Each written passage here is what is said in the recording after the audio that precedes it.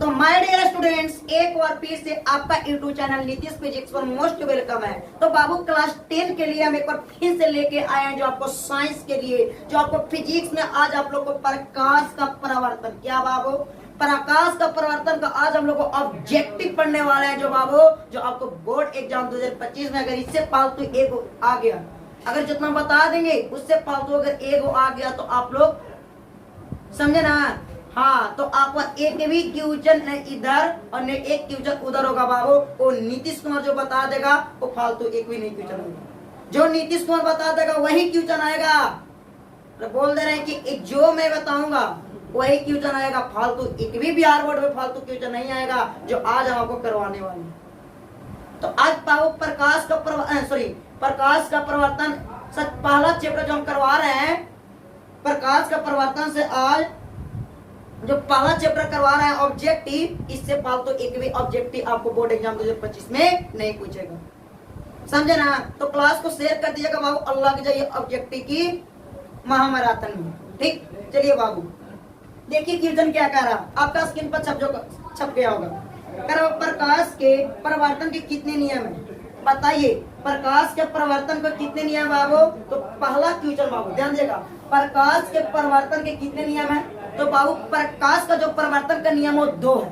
हाँ बाबू, नीतीश कुमार जो बता देगा ना वो बोर्ड एग्जाम वही छपता, फालतू एक भी नहीं छपेगा। विश्वास कीजिए, सबसे बड़ी बात होता है विश्वास। अगर आपसे विश्वास नहीं तो आप जाकर पिछला का वीडियो देख लीजिए कि नीतीश कुमार ने पढ़ाया से कितना क्वेश्चन टकराए इस वर्ष का बोर्ड एग्जाम में, तब बाबू पढ़िएगा हमसे। ठीक, जो करवाए वही क्वेश्चन बोर्ड एग्जाम ने छापा, समझे ना। तो आ जाइए, यानी प्रकाश के क्या करा क्वेश्चन में करा बाबू, प्रकाश के अपवर्तन के कितने नियम है? तो 2 नियम। प्रकाश का अपवर्तन कितने नियम है बाबू? तो 2 नियम है।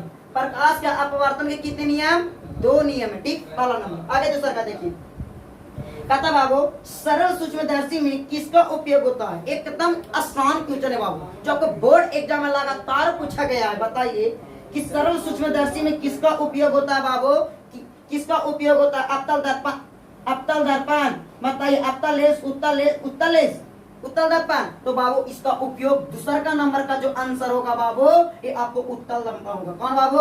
उत्तल दर्पण होगा। क्या होगा जरा बताइए एक और कमेंट करके, अरे बोलिए ना क्या होगा? उत्तल दर्पण होगा। बोल दे रहे हैं बाबू कि जो हम बता देंगे ना उससे फालतू एक भी क्वेश्चन नहीं बोर्ड एग्जाम में पूछेगा। हाँ, इतना मान लीजिए बाबू, और नीतीश कुमार ने जो बताएगा वही छपेगा, इतना आप दिमाग में बैठा लीजिएगा। हाँ, आ जाइएगा। देखिए बाबू, चलिए दूसरा नंबर हम क्वेश्चन को बात कर ले। तीसरा का में आइए, एक उत्तल लेंस होता है किनारों के अपेक्षा बीच में मोटा। क्या होता है बाबू? तीसरा का देखिएगा, किनारों, बाबू ध्यान दीजिएगा, किनारों की अपेक्षा बीच में क्या होगा बाबू? तो मोटा होगा। क्या होगा? मोटा होगा। किनारों की अपेक्षा बीच में क्या होता है जरा बताइएगा प्यारे बच्चों? मोटा होगा। तीसरा के आंसर देखिएगा, आ जाइएगा। देखिए ध्यान देगा, चौथा में क्या कर रहा, निर्गत किरण एवं अभिलंब के बीच का कोण कहते हैं। निर्गत किरण एवं अभिलंब का बीच का कोण को कहते हैं बाबू। प्यारे बच्चों क्या कहते हैं जरा बता दीजिएगा। इतना लॉलीपॉप क्वेश्चन है बाबू, तो क्वेश्चन में कह रहा बाबू निर्गत कोण कहा जाता है। क्या? चौथा का जो आंसर होगा बाबू वो निर्गत, क्या बाबू?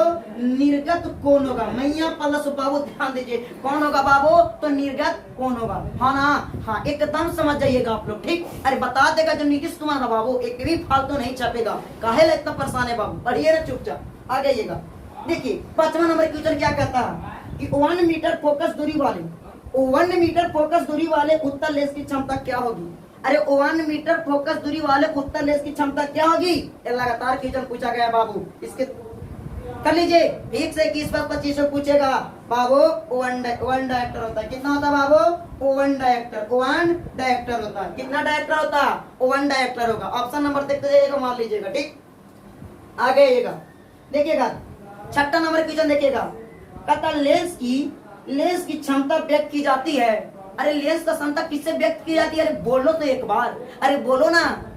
नहीं, ऑप्शन देख के तो बोलिए थोड़ा। हाँ, तो देखिए बाबू ऑप्शन नंबर देखिएगा डी में, फोकस दूरी की व्यक्तकरण द्वारा। किसका बाबू? फोकस दूरी। 6 का देखिएगा, तो फोकस दूरी क्या बाबू? फोकस दूरी के फोकस दूरी के व्युत्क्रम द्वारा किसके द्वारा बाबू? फोकस दूरी के व्युत्क्रम के द्वारा होता है। आगे आइएगा, ध्यान दीजिएगा, आगे देखिएगा। देखिए एक उत्तल लेंस की फोकस दूरी 20 सेमी है तो लेंस की क्षमता क्या होगी? तो +5 डायरेक्टर। ध्यान दीजिएगा बाबू, अगर पूछे उत्तल लेंस +5 डायरेक्टर कितना बाबू? +5 डायरेक्टर, +5 डायरेक्टर कितना बाबू? अरे +5 डायरेक्टर होगा बाबू। नीतीश कुमार बता देगा, वो फालतू एक भी क्वेश्चन नहीं छपेगा बाबू। ग्रुप में शेयर कर दीजिए, अरे ग्रुप में शेयर कर दीजिए। जो आज बता दे रहा है प्रकाश का प्रवर्तन से फालतू एक भी क्वेश्चन नहीं पूछेगा, चाहे जो भी कर लीजिए। आगे अवतल लेंस, ध्यान देगा, अवतल लेंस में आवर्धन बराबर होता है। तो अवतल लेंस से आवर्धन बराबर कहेगा तो बाबू ऑप्शन नंबर डी देखिएगा, V/E होगा। क्या होगा बाबू? 8 में देखिएगा, V/E होगा। क्या होगा जरा बोलिएगा प्यारे बच्चों? V/E होगा। आपसे एक क्वेश्चन लगातार पूछा गया है कि बताइए कि अवतल लेंस के आवर्धन m बराबर होता है, V/E होता है। आगे नंबर देखिएगा, 7वां हो गया, 8वां देखिएगा। क्या करा बाबू? किसी माध्यम के अपतनांक u का मान होता है तो sin i/sin r होता है। यानी 9 के देखिए बाबू, यानी ध्यान दीजिएगा, यानी ध्यान से देखिएगा, यानी 9 का होगा sin r/, देखिए sin i/sin r, sin i/sin r होगा। क्या होगा बाबू? sin r/sin r होगा। आगे आइएगा, sin i/sin r होगा। प्रकाश की चाल सबसे अधिक किस में होता है? वो बाबू निर्वात में होता है, यानी शून्य किस में होता है बाबू? देखिए प्रकाश की चाल सबसे अधिक होता है वो निर्वात में होता है। किस में होता है बाबू? वो निर्वात में होता है। 10 के देखिएगा, निर्वात होगा। क्या होगा? निर्वात होगा बाबू। वो 10 के क्या होगा? तो निर्वात आंसर आएगा। देख लीजिएगा, निर्वात आंसर आएगा। निम्न में कौन सा पदार्थ लेस बनाने में प्रयुक्त नहीं आता है? तो बाबू ये जो कीटो बता रहे हैं वो आप लोग रख लीजिए। अरे अब ये रख लीजिए, फल का दोपहर में आपका बोर्ड एग्जाम जब आएगा लेके चल जाइएगा। मिट्टी होगा का आंसर। क्या होगा जी? मिट्टी होगा। क्या होगा बाबू? मिट्टी। हर साल लगातार पूछा गया है, इस क्वेश्चन के लिए कहना नहीं है, लगातार पूछता है क्वेश्चन को। ठीक, आ जाइएगा, मिट्टी होगा। आगे देखिएगा बाबू, ध्यान दीजिएगा। देखिए गोलीय दर्पण में फोकस, ध्यान दीजिएगा, गोलीय दर्पण में फोकांशता एवं वक्रता त्रिज्या के बीच संबंध होता है। तो बाबू F बराबर R/2। क्या होता है बाबू? 12 में देखिएगा, F बराबर R/2। क्या होगा जरा बताइएगा बच्चों? अरे क्या होगा जी बताइएगा, एक बार जरा कमेंट तो कीजिएगा। अरे R/2 होगा, F बराबर R/2 होगा। ठीक, आ गइएगा, देखिएगा। देखिए उत्तल दर्पण द्वारा बना प्रतिबिंब क्या होता है? तो उत्तल दर्पण द्वारा अगर बना प्रतिबिंब पूछ दिया तो प्यारे बच्चों ध्यान दीजिएगा, हमेशा कैसा होता है? तो सीधा होगा। इन 13 को देखिएगा तो क्या होगा? हमेशा सीधा। हमेशा क्या होगा बाबू?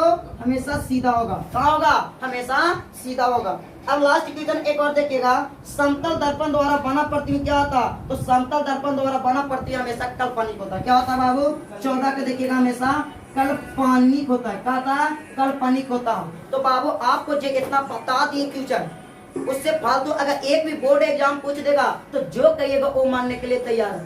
ठीक, समझे ना? तो पूरा वीडियो को तो निचोड़ पढ़ कीजिएगा, एक भी क्वेश्चन को छोड़ना मत कीजिए बाबू। जो आपको नीतीश कुमार बताएगा ना उससे फालतू एक भी बोर्ड एग्जाम में नहीं छपेगा। एक चैलेंज है आपको, और नीतीश कुमार का चैलेंज है, जो बता देगा वही क्वेश्चन छपता है बोर्ड एग्जाम में। चाहे तू कुछ भी कर लो, तुम देख लो पूरा जो अगला बार वाला पढ़ाए बाबू उसको देख लीजिए, वीडियो सारा का सारा क्वेश्चन टकरा हुआ है।